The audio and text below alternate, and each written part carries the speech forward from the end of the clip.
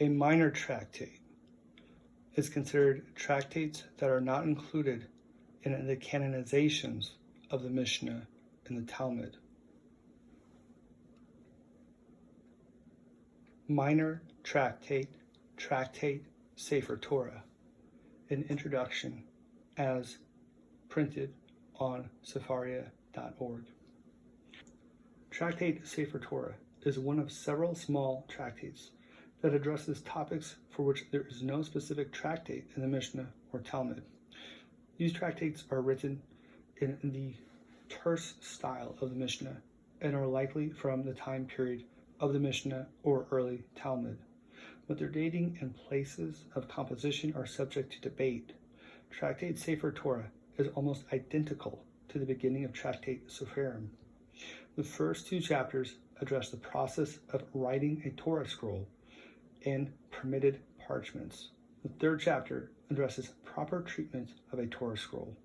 The fourth and fifth chapters address names of God, the process of writing them, and the prohibition to erase them.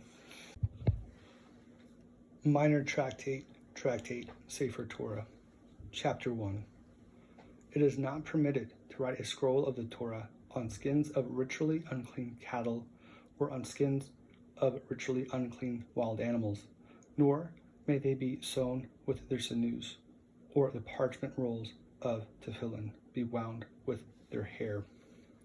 It is an oral prescription delivered to Moses at Sinai that these shall be written on the skins of ritually clean cattle or on skins of ritually clean wild animals, that they shall be sewn together with ritually clean sinews, and that the tefillin rolls shall be wound with ritually clean hair, and that the writing be done with ink, because this latter requirement has support in Scripture. And I wrote them with ink in the book. It is permitted to write sacred scrolls on skins of nebeloth and on skins of trephot, and there is no need to consider the possibility of their having been pierced at the animal's heart. Skins for the sacred books, tefillin and mezuzot, may be bought anywhere, and one need not consider the possibility that they might be skins that were pierced at the animal's heart. The writing on caliph must be on the side of the flesh, and on gul it must be on the side of the hair. And if one changed the one for the other, the scroll may not be used for the lection in the stationary services. Sacred texts may not be written on diphthera, a tablet, or erased paper, nor with coal, shoeblack, or ink containing gum or vitriol. Vitriol may not be added to the ink. R. Yaakov said in the name of R. Meir, vitriol may be added to the ink. R. Yehuda said, R. Meir's statement about writing with ink containing vitriol applies to the whole Torah, except the section dealing with a suspected wife. R. Yaakov retorted, R. Meir said, except the section dealing with a suspected wife, by which he meant that only in the special scroll which was used in the temple must the ink contain no vitriol, because the writing had to be blotted out. R. Shimon ben Lachish said in the name of R. Meir, who had it from R. Ishmael, that vitriol may be added to the ink. Sacred texts may not be written in obsolete Hebrew characters or in the Median, Elamitic, or Greek languages.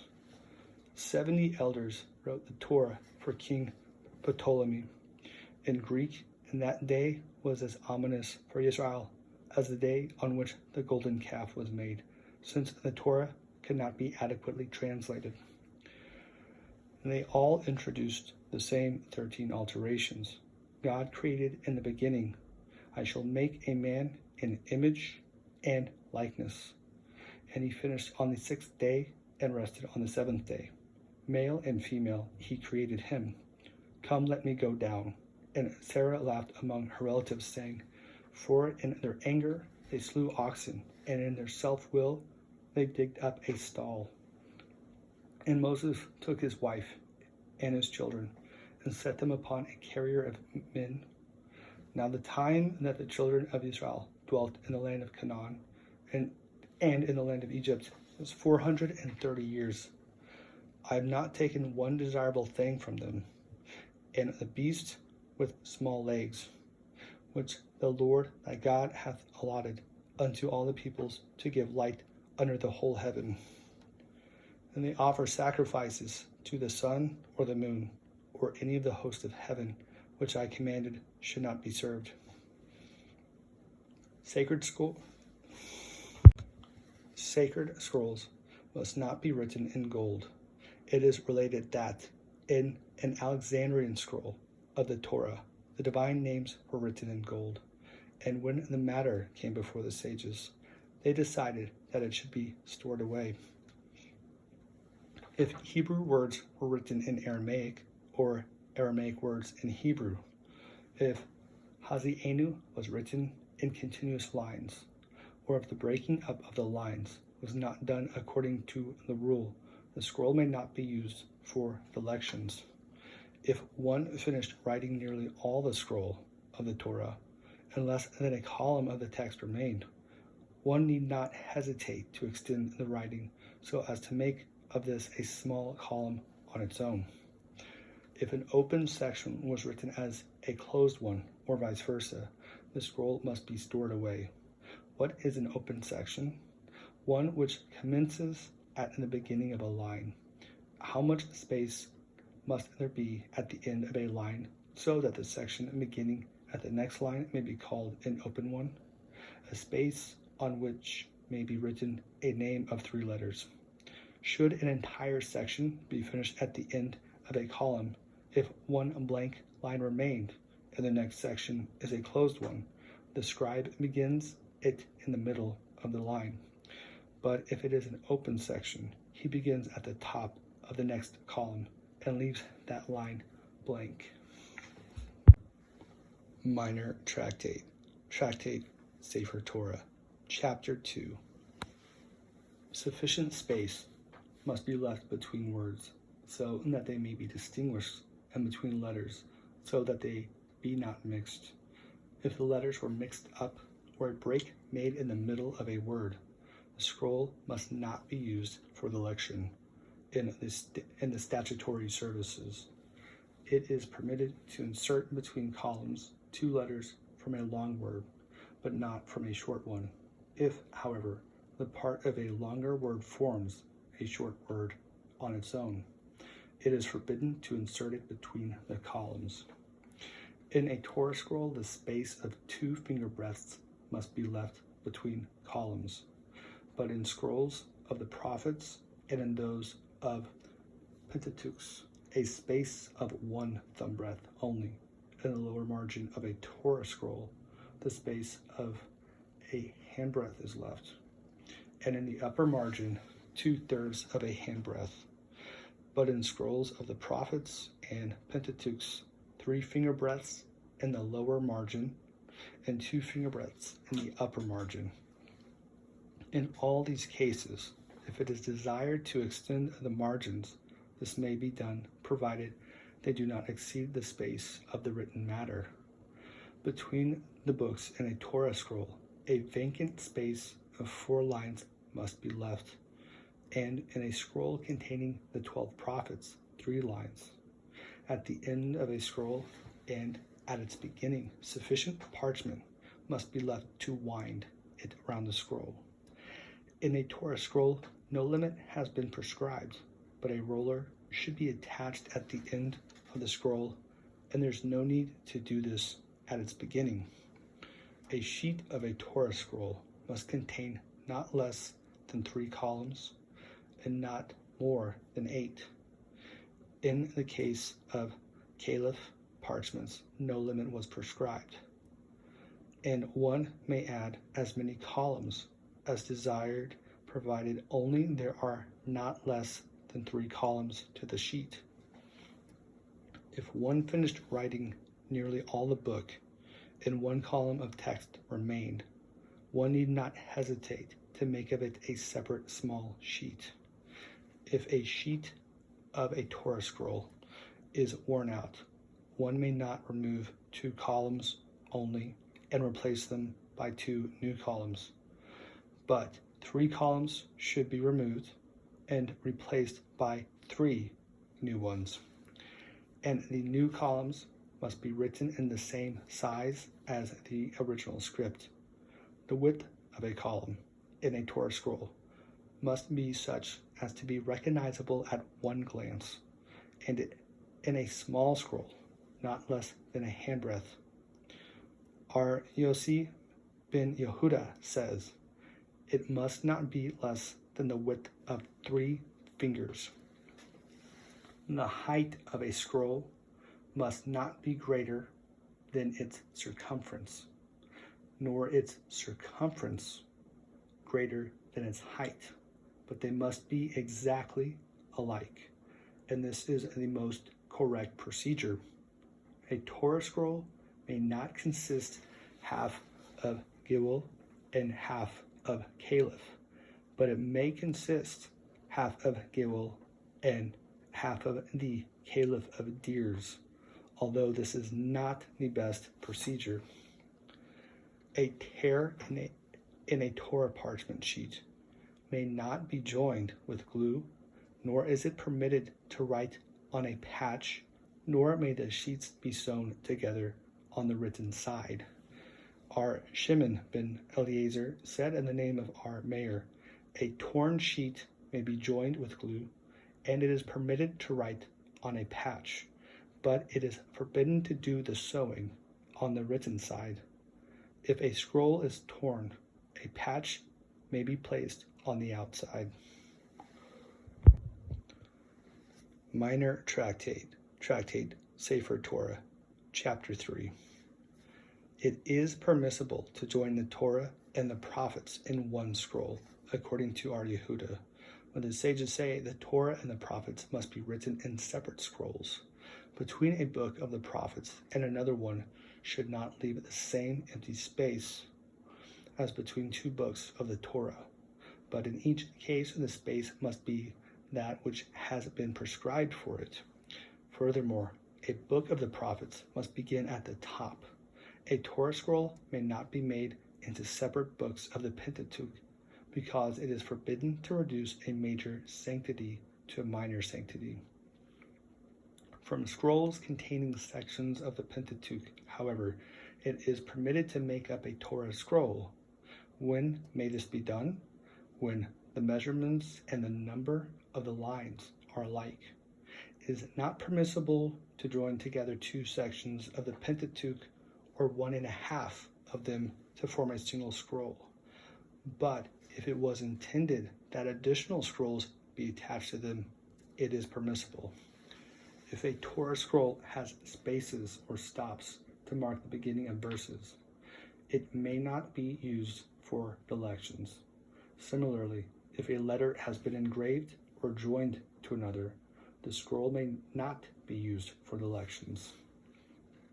A scroll, some of whose letters are faded, may not be used for the public lections. Our Shimon ben Eliezer says, if the outline of the effaced letters is distinguishable, it is permitted to rewrite them. A scroll of the Torah in which a whole line is faded may not be used. If the greater part of the line is faded and the smaller part intact, the use of the scroll is permitted. Not more than 4 columns of the Torah scroll may be unrolled at one time during the reading of the lection, but there is no objection to the reading of 10 columns in one lection. A scribe may not put upon the written part of a Torah scroll a reed pen with ink on it, nor may he take hold of the sheets of parchment and thereby unroll the scroll, nor may he grasp the parchments to extract the written sheets, nor may he remove a scroll from its case by shaking it out. All these restrictions, however, are relaxed in the case of official revisers of scriptural scrolls. It It is not permissible to place a Torah scroll on a chair and to lean on it with one's elbow while reading. So, according to our Nehemiah, it is not permissible to place it over a chair with its sheets hanging down while it is read in the manner of ordinary documents, because sacred books must not be treated with disrespect. A Torah scroll may not be placed on a bed, and certainly not at its foot or under it, nor may one sit on a bed while a Torah scroll rests on it. It is related that our Eliezer once sat unknowingly on a bed which a Torah scroll lay, and when he realized it, he jumped up as if a snake had bitten him. Such respect is shown for the Torah, because Scripture declares, "Ye shall keep my Sabbaths and reverence my sanctuary." It is not the Sabbaths that one reverences, but him who commanded to observe them.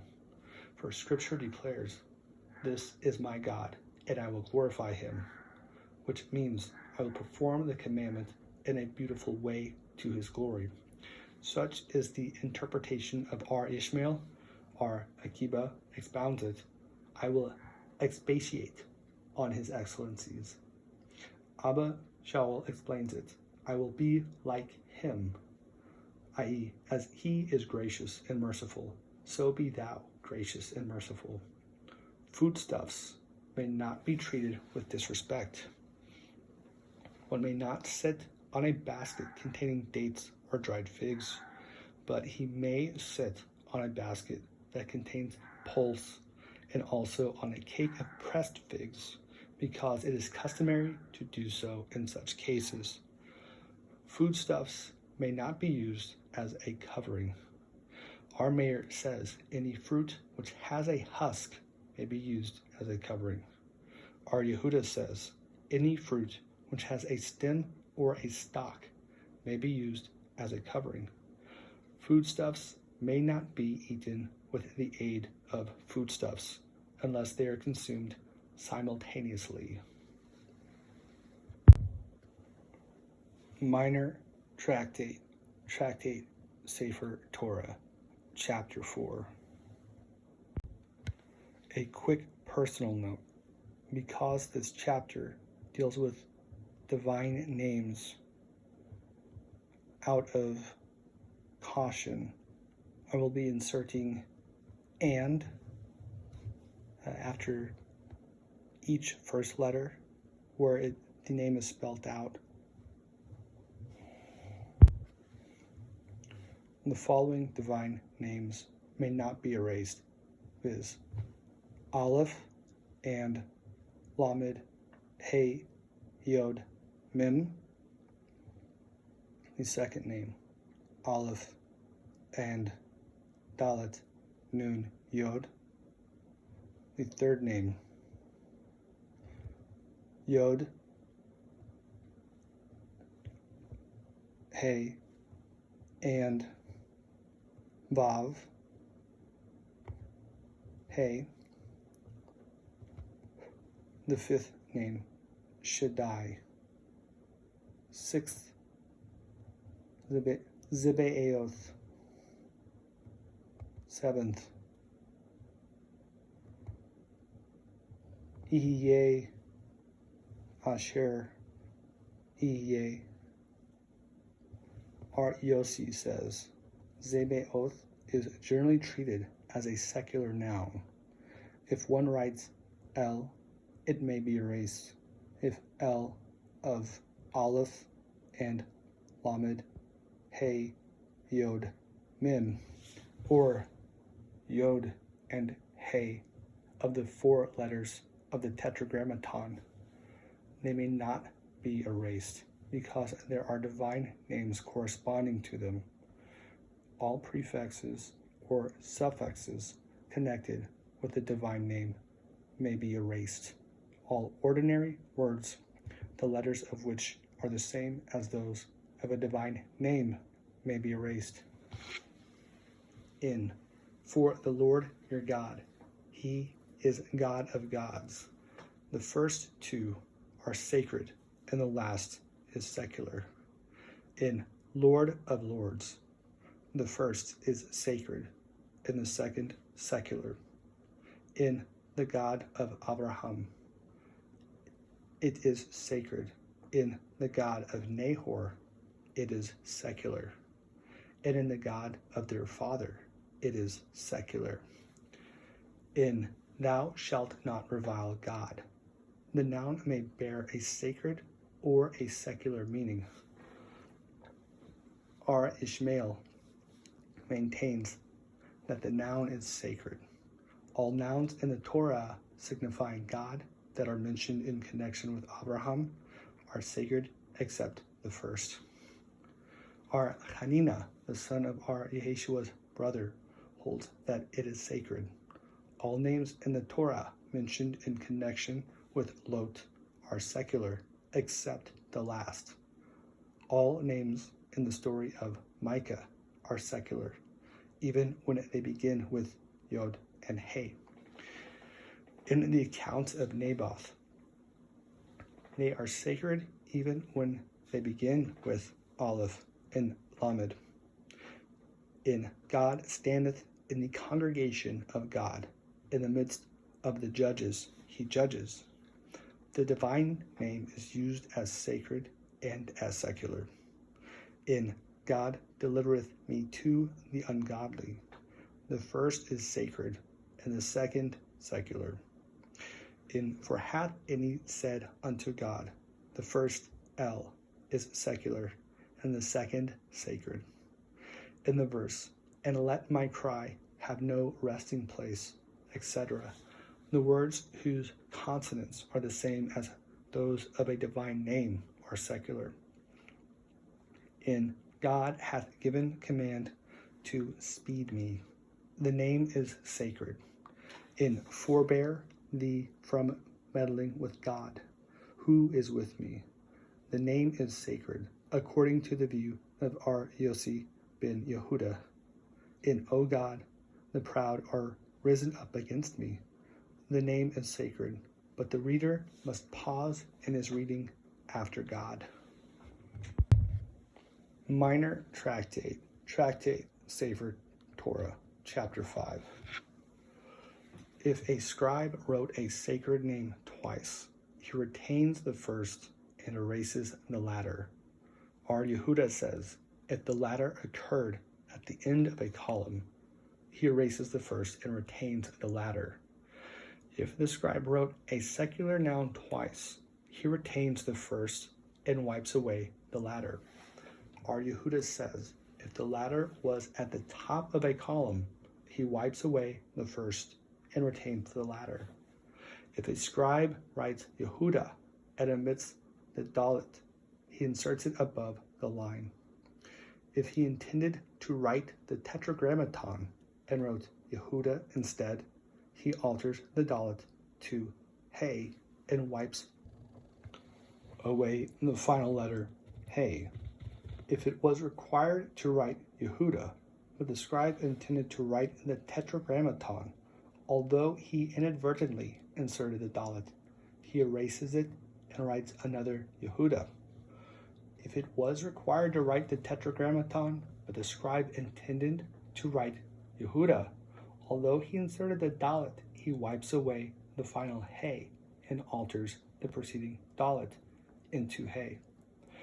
R. Yehuda says you should also go over the entire name with the reed pen and so sanctify it. The sages said to him, this is not the best procedure. If in writing the tetragrammaton he made an error by omitting one letter, he should suspend it above the line. If one erred by omitting all the name, he should suspend it between the lines. So R. Yehuda, R. Yossi says, the scribe wipes away the letters preceding it, writes the tetragrammaton in their place, and suspends above the line the part which he had wiped away. R. Hananiah ben Acacia says, all the sheep must be stored away. If one wrote Aleph and Lamed by mistake 3 times in the clause, God delivereth me to the ungodly. One retains the first and erases the latter.